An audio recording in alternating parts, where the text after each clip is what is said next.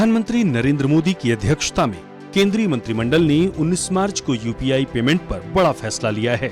सरकार ने UPI payment को बढ़ावा देने के लिए प्रोत्साहन योजना की शुरुआत की है, जिससे डिजिटल भुगतान को बढ़ावा मिलेगा और कम मूल्य वाले यूपीआई लेन देन को प्रोत्साहित किया जाएगा।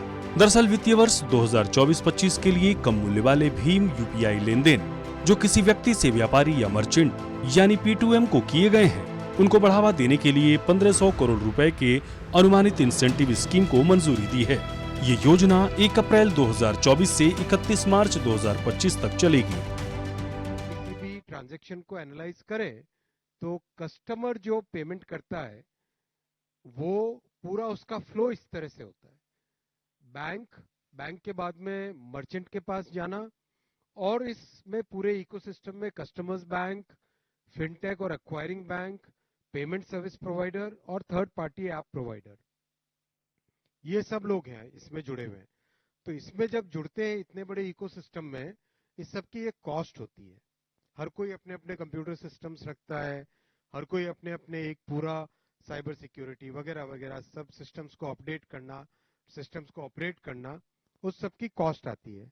वो कॉस्ट कस्टमर पे नहीं पड़े, इस भावना के साथ प्रधानमंत्री श्री नरेंद्र मोदी जी ने 2020-21 से एक स्पेशल स्कीम चलाकर एमडीआर की कॉस्ट न पड़े कस्टमर्स पे, वो एक सिस्टम बनाया है। इकोसिस्टम के जो पार्टनर्स हैं उन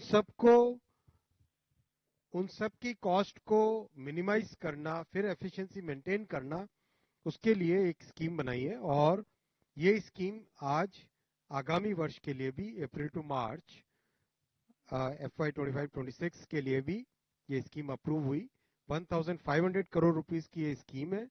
and as per this scheme, for all transactions which are person to merchant, जो स्मॉल मर्चेंट्स के पेमेंट्स होंगे अप टू 2000 रुपीज, उसमें कोई ट्रांजैक्शन की कॉस्ट नहीं लगेगी और उनको इंसेंटिव दिया जाएगा। ट्रांजैक्शन की कॉस्ट तो उसके ऊपर भी नहीं लगेगी, इंसेंटिव दिया जाएगा for the smaller transactions done with the smaller merchants. और इसमें जो रिजर्व बैंक ऑफ इंडिया की जो स्टैंडर्ड डेफिनेशंस हैं वो सारी की सारी एप्लीकेबल होगी।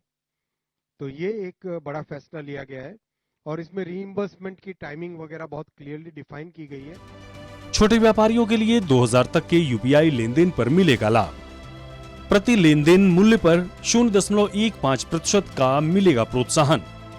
सभी श्रेणियों में लेन देन के लिए 0 मर्चेंट डिस्काउंट रेट होगा। इस योजना का उद्देश्य लागत मुक्त डिजिटल लेन देन सुनिश्चित करना है। आपको बता दें कि पिछले 3 वित्तीय वर्षों में भारत सरकार ने डिजिटल लेन देन प्रोत्साहन के लिए भुगतान में इतनी खूब बढ़ोतरी की है। वित्तीय वर्ष 2021-22 में 1389 करोड़, वित्त वर्ष 2022-23 में 2210 करोड़, वित्तीय वर्ष 2023-24 में 3631 करोड़। बहरहाल इस योजना से अब कोई ग्राहक 1000 रुपए का सामान खरीदता है और यूपीआई से पेमेंट करता है तो दुकानदार को 1.5 रुपए का इंसेंटिव मिलेगा। इसके साथ ही बैंकों को भी इंसेंटिव मिलेगा। सरकार बैंकों के दावे की 80% राशि तुरंत दे देगी। यकीनन सरकार के इस प्रयास से डिजिटल भुगतान को बढ़ावा मिलेगा और कैशलेस अर्थव्यवस्था को मजबूती मिलेगी। ब्यूरो रिपोर्ट, सूर्या समाचार।